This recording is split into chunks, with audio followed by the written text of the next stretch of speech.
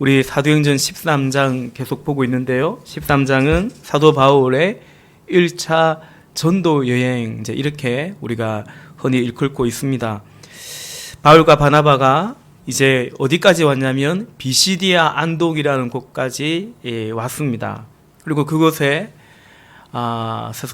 안식일을 맞아서 해당에서 그 해당장의 안내를 받아 권면을 받아서 허락을 받고 말씀을 전했죠. 그래서 바울과 바나바 두 사람 중에 누가 말씀을 전했냐면 바울이 증거합니다. 바울이 증거한 내용까지 다 이렇게 기록된 사도행전에 바울의 그 증거가 기록된 사도 바울의 첫 번째 설교라고 할 수 있습니다. 제가 2주 전에 그렇게 말씀드렸죠. 바울이 증거한 설교가 앞서 13장 16절부터 41절까지였습니다. 바울이 전한 그 설교의 핵심과 결론은 아주 명확했습니다. 제가 2주 전에 그런 말씀 드렸습니다. 형제들이여, 당신들이 알 것은, 바울이 그런 표현을 써가면서 이 두 가지를 강조했죠. 첫째는 13장 38절에 보면 그러므로 형제들아 너희가 알 것은 이 사람을, 예수님을 말합니다. 예수님을요, 이 사람을 힘입어 죄사함을 너희에게 전하는 이것이며 라고 말하죠. 그러니까 예수 믿고 예수님이 구주이신데 그 예수님을 받아들여서 죄사함을 받고 의롭다함을, 구원을 받으라는 그 말입니다. 또 바울이 전한 설교의 핵심 결론이 뭡니까? 둘째는 그 40절과 41절인데 조심하라는 것이죠. 40절에 보니까 그런즉 너희는 선지자들을 통하여 말씀하신 것이 너희에게 미칠까 상가라, 조심하라. 무슨 말이냐면 이 구약 성경을 쭉 훑어서 바울이 증거하거든요. 그 옛날 구약의 백성들이 선지자들의 증거를 끝내 받아들이지 않고 배쳐가고 거부했지 않습니까? 그렇게 했던 그 조상들의 잘못을 지금 당신들은, 오늘 바울의 이 증거를 듣는 오늘 이 해당에 모인 여러분들은 그 조상들의 잘못, 선지자들을 거부했던 그 잘못을 되풀이하지 말라, 혹여 그러지 않도록 삼가라. 다시 말하면 구주의 복음을, 이 증거를 받아들일 것을 말했던 것입니다. 증거가 아주 명확했습니다. 예수 믿고 제사함 받고 의롭다함을, 구원을 받아라는 증거였습니다. 그리고 그 말씀 앞에 어떻게 결단할 것인지 그 결단에 대해서도 바울은 아주 명확하고 단호했죠. 이 말씀을 거부하지 마라, 배척하지 말 것을 증거한 것입니다. 그러자 그 바울의 말씀을 들은 사람들이 너무나 감사하게도, 또 주의 은혜죠, 이들이 호의적으로 사도 바울의 그 증거를 받아들입니다. 그래서 다음 안식일에도 와서 우리에게 한 번 더 말씀을 전해달라고 그렇게 부탁을 했죠. 그것이 이제 오늘 본문 바로 앞서 13장 42절에 보면 그들이 나갈새 사람들이 청하되 다음 안식일에도 이 말씀을 전해달라 부탁을 했습니다. 그래서 여러분, 오늘 본문 이제 44절부터 읽었는데 오늘 본문 44절이 그렇게 시작되죠. 그 다음 안식일에는, 그러니까 다음 안식일에도 와서 말씀을 전해달라고 부탁을 했고요. 그리고 이제 다음 안식일에 사도 바울이 그 비시디아 안디옥에 해당해 또다시 가서 말씀을 전하는데 이제 그때 일어날 일들을 기록하고 있죠. 44절 제가 다시 한번 읽을게요. 그 다음 안식일에는 온 시민이 거의 다 하나님의 말씀을 듣고자 하여 모이니, 그 다음 안식일에는 소문이 이렇게 더 퍼진 거예요. 그래서 그 도시 비시디아 안디옥에 있는 거의 모든 사람들이 딱 좀 가장인 것 같긴 해요. 다 이제 모일 만한 사람들은 다 그렇게 해당에 모였다라는 것입니다. 그리고 바울이 전하는 말씀을 듣고자 했던 거죠. 놀라운 일입니다. 그런데 그때 그것을 본 유대인들이, 유대인 전부라기보다는 그 중에 일부 유대인이라고 봐야겠죠. 그렇게 몰려든 무리를 보고 시기심이 가득해서 이 바울의 말에 대하여 반박하고 또 비방했다라는 것입니다. 그게 45절이죠. 45절. 유대인들이 그 무리를 보고 시기가 가득하여 바울이 말한 것을 반박하고 비방하거늘 기록하고 있죠. 여러분, 오늘 이 본문은 이들이 이제 바울의 말에 대해서 반박하고 비방을 하는데 그 반박하고 비방하는 내용에 대해서는 기록하고 있지 않습니다. 그러니까 무슨 말로 바울의 말에 대해서 반박을 하는지 비방을 하는지 그건 이제 오늘 본문은 기록하고 있지 않습니다. 다만 그들이 왜 바울에게 이렇게 반박하고 바울에 대해서 이렇게 비방하는지 그 이유만을 기록하고 있습니다. 왜냐하면 그것이 핵심이고 또 그것이 실제로 본질적인 것이었기 때문이죠. 그 이유가 뭡니까? 45절에 유대인들이 그 무리를 보고 시기가 가득하여 시기가 가득해서 시기심 때문이었다라고 증거하고 있었죠. 그래서 이제 바울이 어떻게 합니까? 어떻게 대응을 합니까? 한마디로 우리가 같이 읽었죠. 담대하게 그들의 이 태도에 사도 바울이 맞서는 것을 바울과 바나바가 맞서는 것을 보게 됩니다. 우리 46절 같이 한번 읽어볼까요? 본문 46절입니다. 시작. 바울과 바나바가 담대히 말하여 이르되 하나님의 말씀을 마땅히 먼저 너희에게 전할 것이로되 너희가 그것을 버리고 영생을 얻기에 합당하지 않은 자로 자처하기로 우리가 이방인에게로 향하노라. 아멘.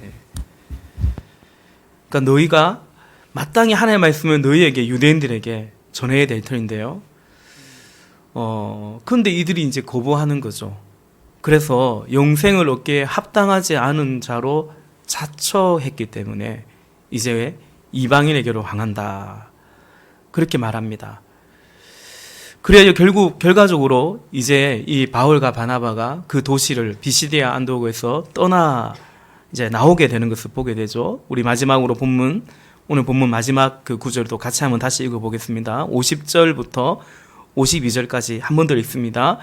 이에 유대인들이 경건한 기부인들과 그 신의 유력자들을 선동하여 바울과 바나바를 박해하게 하여 그 지역에서 쫓아내니 두 사람이 그들을 향하여 발에 티끌을 떨어버리고 이고니온으로 가거늘 제자들은 기쁨과 성령이 충만하니라. 아멘. 아멘.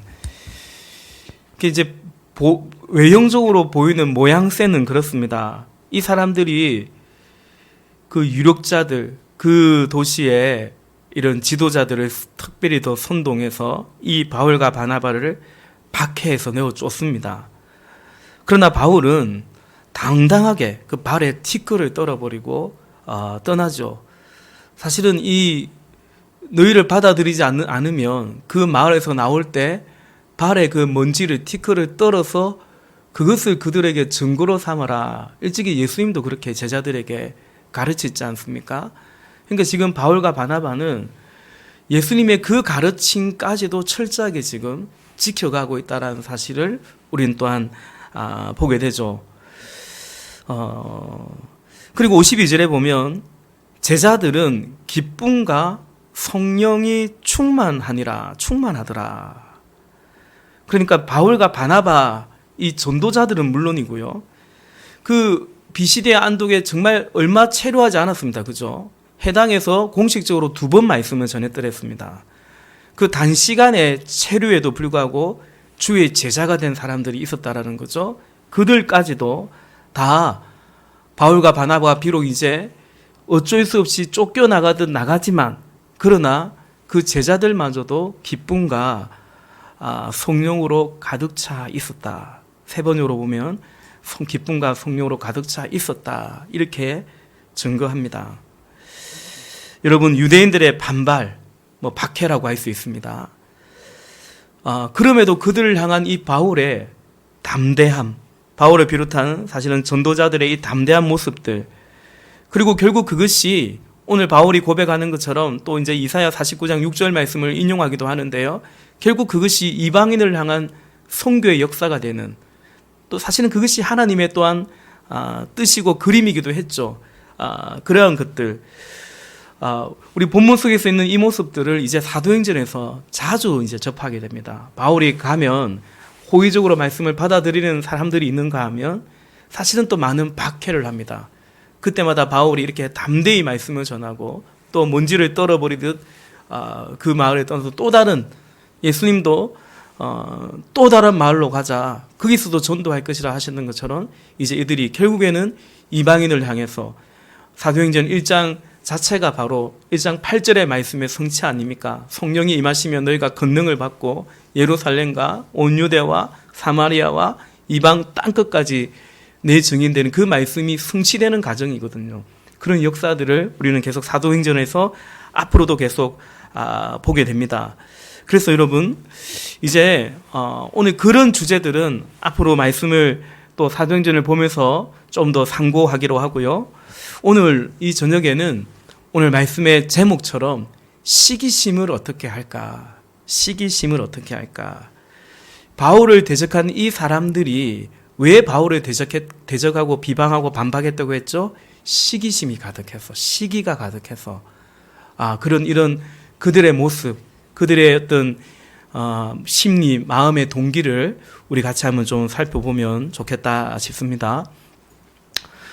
먼저 성경은 이 시기심에 대해서 어떻게 규정하는지 한번 보면 좋겠습니다. 우리 고린도전서 3장 3절인데 한번 화면에 한번 볼까요?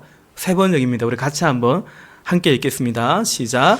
여러분은 아직도 육에 속한 사람들입니다. 여러분 가운데에서 시기와 싸움이 있으니 여러분은 육에 속한 사람이고 인간의 방식대로 살고 있는 것이 아닙니까? 아멘, 아멘. 육에 속한 사람들이다. 여러분이 시기와 싸움이 있으니까 이건 육에 속한 사람이고 그 육에 속한 인간의 방식대로 사는 것이 아니고 뭐겠느냐라고 말합니다. 우리 이번 주 이제 생명의 삶 공부하신 분들은 같이 이 말씀 보기도 했는데요. 사실은 3장 3절을 읽고 1절에 보면 이런 고린도 성도들을 육에 속한 사람이라고도 말할 뿐만 아니라 어린아이라고, 여러분들은 참 영적으로 신앙적으로 어린 사람들입니다 라고 바울이 또 말하죠. 시기심에 대해서 성경은 육에 속한 것이고, 그리고 아직 어린, 신앙적으로 어렸을 때 가지는 심적인 태도다, 이렇게 말하고 있습니다. 육에 속한 것입니다. 다시 말해서 죄된 본성입니다. 본성이라는 말처럼요, 이게 인간의 본성이에요. 모든 사람의 마음 속에 또 사실은 마음 깊이 자리 잡고 있는 것이 이런 시기심, 이런 마음입니다. 우리 그림을 하나 볼까요? 그림을요. 요즘 학교 때도 안 하던 제가 생명의 삶 공부 준비한다고 이런 PPT를 조금 만들어 보는데요. 여기 보면 시기심 보면은 부러움이 있고 경쟁심, 이제 이런 게 있습니다. 여러분, 이 부러움 그리고 경쟁심, 이런 것은 이 시기심과 아주 밀접한 관련이 있는 것입니다. 다시 말해서 내가 원하는 것을 갖고 싶은 마음이 있죠. 근데 그걸 내가 갖지 못하고, 우리 삶 자체가 얼마나 치열한 경쟁입니까? 내가 가지지 못하고, 내가 이루지 못하고, 그 누군가가 그걸 다 가지면 그때 우리의 마음이 어떤 마음이 듭니까? 부럽죠. 부러운 마음이 들고, 그와 거의 동시에 또 어떤 마음이 한편으로 드냐면 이 시기심이라는 마음이 듭니다. 또 다른 그림을 하나 볼까요? 또 다른 그림. 네. 그래서 이 시기심은 시기심과 사실 같은 단어, 유사어가 뭐냐면 질투심이죠. 그래서 우리 찬양에도 미움, 다툼, 시기, 질투 버리고, 서로 친구입니다. 시기심, 질투. 근데 그 안에 또 하나 있는 감정이 뭐냐면 이 상실감이라는 거죠. 제가 여러분 앞서 그림 한번 다시 한번 보여줄까요? 앞서 그림 다시 한번 볼까요? 이 시기심은 이 부러움이라는 것과 아주 밀접하다고 했는데요. 우리가 오늘 이 본문의 45절에 그들의 마음에 시기심이 가득했다 했는데, NIV 같은 영어 성경에 보면 젤러시라는 단어를 쓰고 있어요. 또 이제 킴 제임스 버전에 보면 envy라는 단어를 쓰고 있는데, 여러분 이 영어 단어들이 우리말로 번역해 보면 시기심, 질투라고도 번역이 되는데 또 동시에 부러움이라고도 이렇게 번역이 됩니다. 그래서 시기심과 부러움은 사실은 아주 밀접한, 거의 동시에 있는 심리적인 상태라고도 볼 수 있죠. 또 뒤에 이제 그림에서 봤던 것처럼 이 상실감 역시도 사실은 부러움과도 아주 밀접하게 관계되어 있습니다. 내가 아닌 그 누군가에게 있다. 그 말은 나에게는 그게 상실되었을 때 그러면 그 얼마나 부러워요. 나는 그걸 얻지 못했는데, 나는 그걸 차지하지 못했는데 이 사람은 이루었고 차지하고, 부러움 동시에 나에게는 더 없는 또 상실감을 또 가지게 되고, 그게 또 동시에 거의 이제 시기심, 질투 이런 마음으로 또 이제 확장되는 것입니다. 여러분 성경에 우리가 성경을 읽어가면서 질투, 시기심 이런 거 하면 떠오르는 여러 사람들이 있는데, 여러분 이제 그냥 불쑥 떠오르는 사람 사울 왕이 기억납니다. 이스라엘의 초대 왕이었던 사울 왕. 이 사람이 다윗에 대해서 굉장한 시기심을 사실은 가졌지 않습니까? 평생에 그 마음을 가졌죠. 근데 그 시작이 사실은 이렇습니다. 사무엘상 18장 7절부터 9절까지 말씀인데요. 우리 화면을 같이 한번 볼까요? 사무엘상 18장 7절부터 9절까지인데 우리 같이 읽겠습니다. 시작. 여인들이 뛰놀며 노래하여 이르되 사울이 죽인 자는 천천히요 다윗은 만만이로다 한지라. 사울이 그 말에 불쾌하여 심히 노하여 이르되 다윗에게는 만만을 돌리고 내게는 천천만 돌리니 그가 더 얻을 것이 나라 말고 무엇이냐 하고, 그날부로 사울이 다윗을 주목하였더라. 아멘. 어떤 배경인지를 좀 이제 아시죠? 블레셋과의 전투, 특별히 골리앗. 그 골리앗을 누가 죽였습니까? 다윗이, 소년 다윗이 죽였습니다. 결국 그래서 그 전쟁에 사실은 이스라엘이 계속 밀리던, 어찌 손도 못 쓰고 있던 그 전쟁에서 결국 이제 이스라엘이 이기죠. 그래서 졸지에 갑자기 혜성같이 나타난 다윗.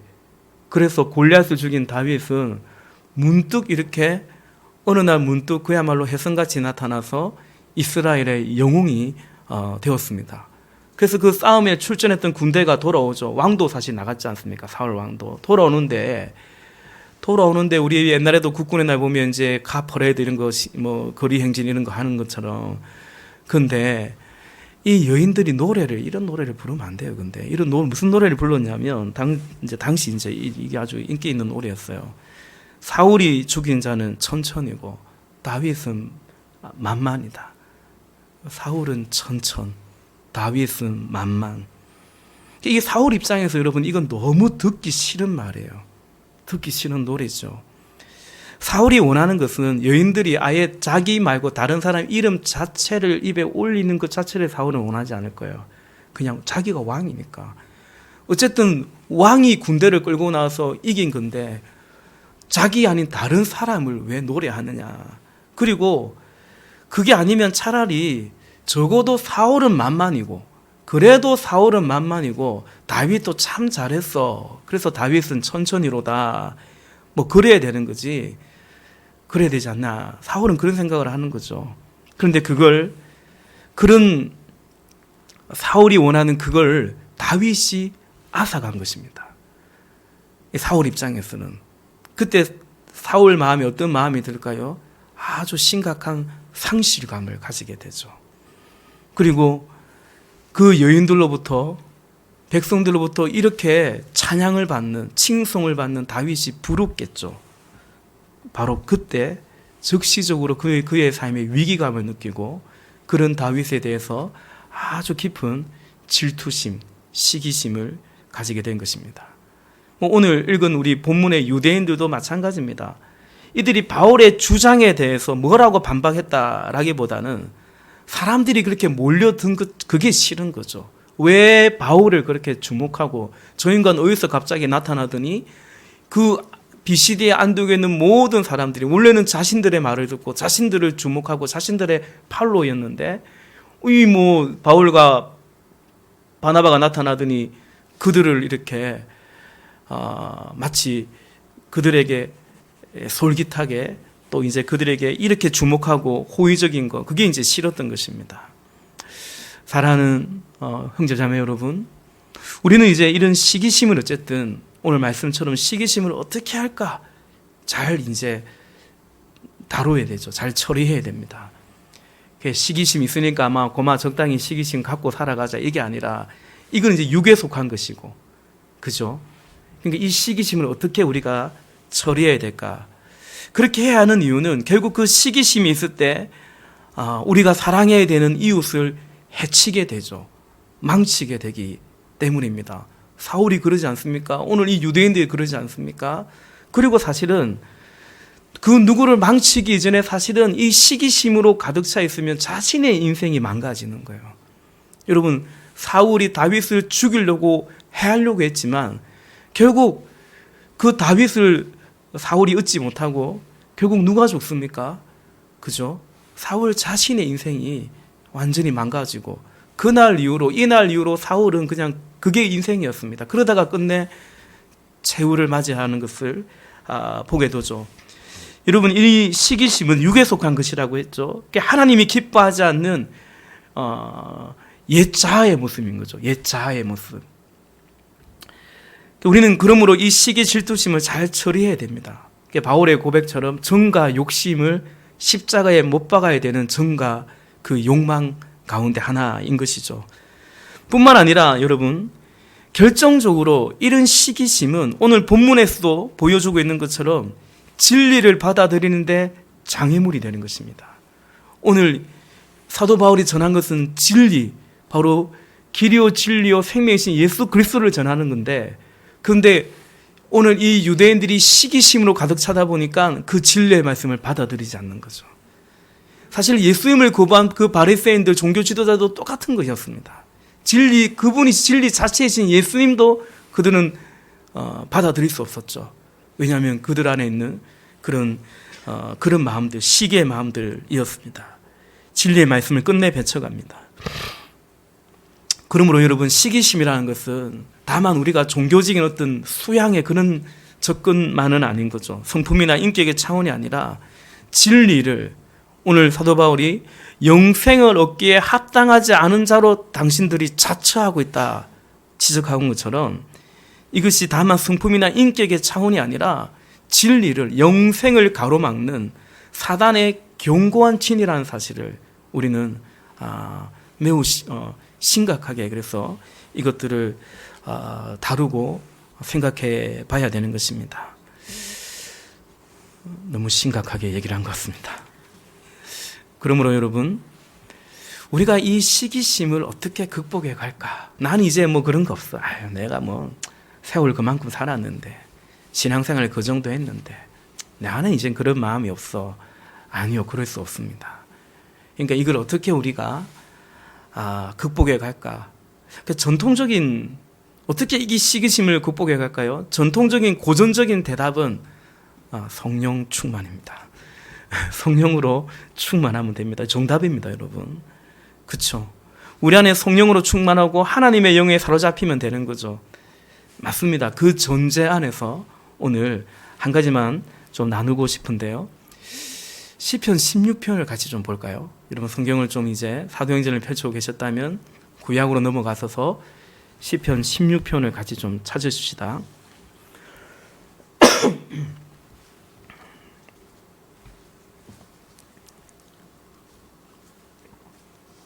시편 16편입니다.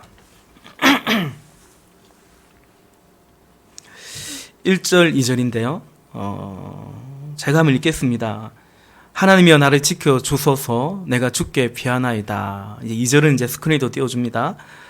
내가 여호와께 아뢰되 주는 나의 주님이시오니 주밖에는 나의 복이 없다 하였나이다. 아멘.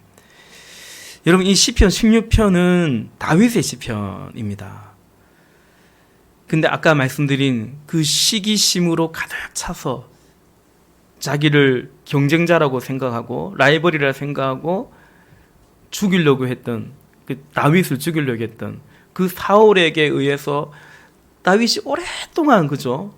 이 도피 생활을 합니다. 이곳저곳으로 떠돌이 생활을 합니다. 이 시편 16편도 바로 그런 상황 가운데 지었던 시편 가운데 하나이기도 합니다. 다윗이 2절에서 내가 여호와께 아뢰되 1절부터 다시 보면요. 하나님이여 나를 지켜주소서. 그렇죠. 죽이려고 하니까 내가 죽게 피하나이다. 2절 내가 여호와께 아뢰되 주는 나의 주님이시오니 주밖에 나의 복이 없다 하였나이다. 우리 5절도 한번 볼 거예요. 5절. 우리 5절은 같이 한번 읽어보겠습니다. 화면을 보시면서 같이 읽겠습니다. 시작. 여호와는 나의 산업과 나의 잔의 소득이시니 나의 분깃을 지키시나이다. 아멘. 우리 5절 말씀을 세 번역으로도 한번 같이 보고 싶어요. 세 번역. 우리 화면 보시면서 같이 읽겠습니다. 주님이야말로 내가 받을 유산의 복입니다. 주님께서는 나에게 필요한 모든 복을 내려주십니다. 나의 미래는 주님이 책임지십니다. 아멘. 그리고 연이어서 6절도 같이 볼까요? 6절 시작.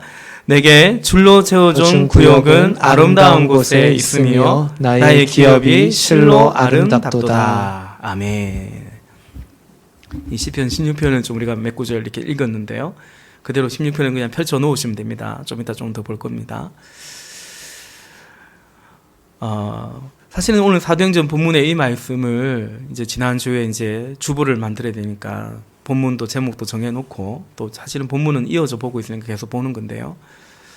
말씀을 이제 묵상할 때 또 이 주제를 묵상할 때 성령이 조명해 주신 말씀이 떠오르게 하신 말씀이 시편 16편입니다. 그러니까 여러분 제가 무슨 말씀을 드리느냐 하면은 시기심은 그냥 시기심 자체로 이게 나쁜 거니까 이거 육에 속한 거니까 이걸 내가 싸워야겠다. 또 그러므로 성령으로 충만해야겠다. 이제 그럴 마음을 갖는 거죠. 근데 다만 그럴 것이 아니라 시기심을 유발하는 그러니까 그 시기심과 밀접한 그 마음들을 같이 봐야 같이 다뤄야 하지 않을까 하는 생각이 든다라는 거죠.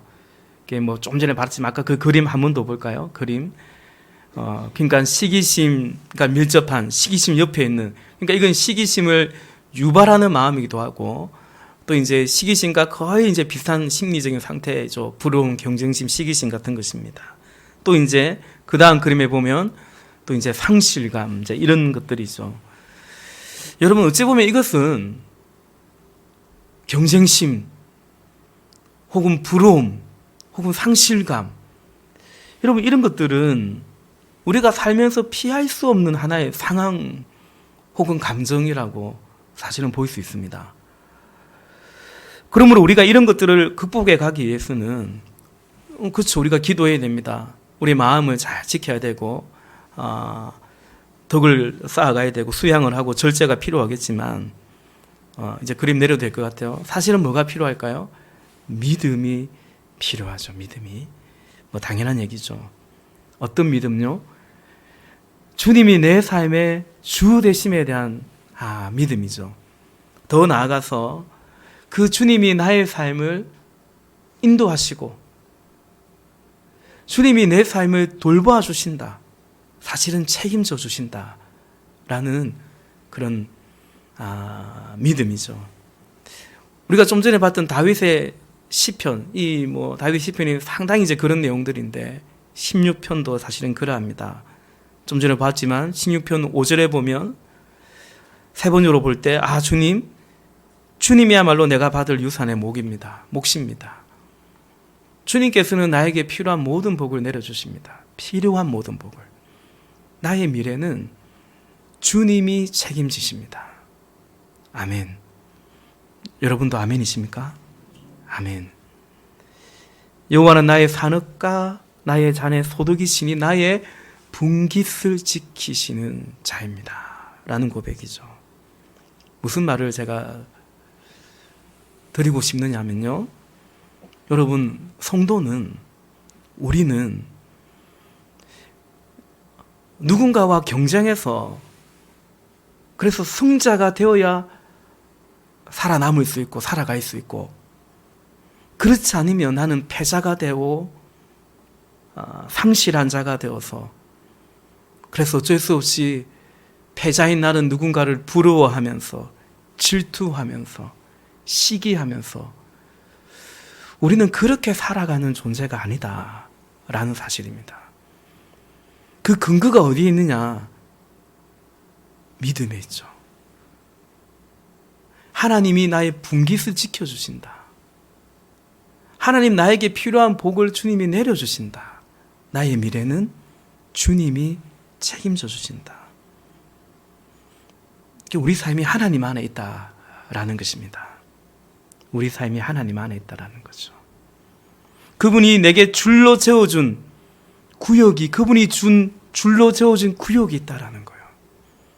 그분이 주신 분깃이, 분복이 있다라는 것입니다.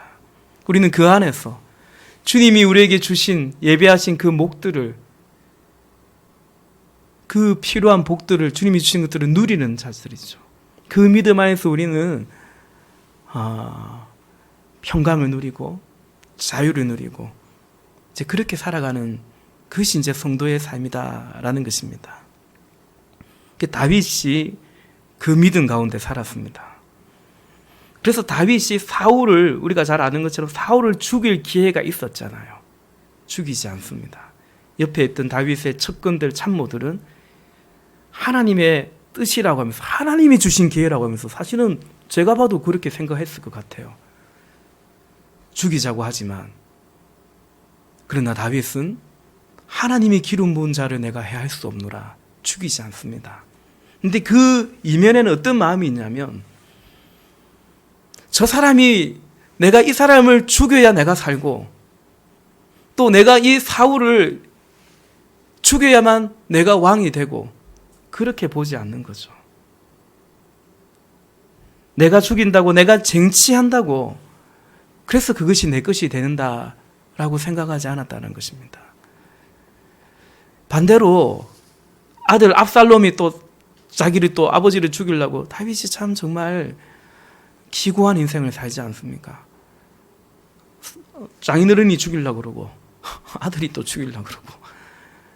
근데 그때도 다윗이 도망은 가지만, 그러나 하나님의 손 안에 있다라는 사실, 하나님의 주권, 하나님 전능자의 손길 안에 내가, 내 삶에 놓여있다는 그 믿음 가운데 여전히 다윗이 있음을 우리는 성경을 통해 알 수 있죠.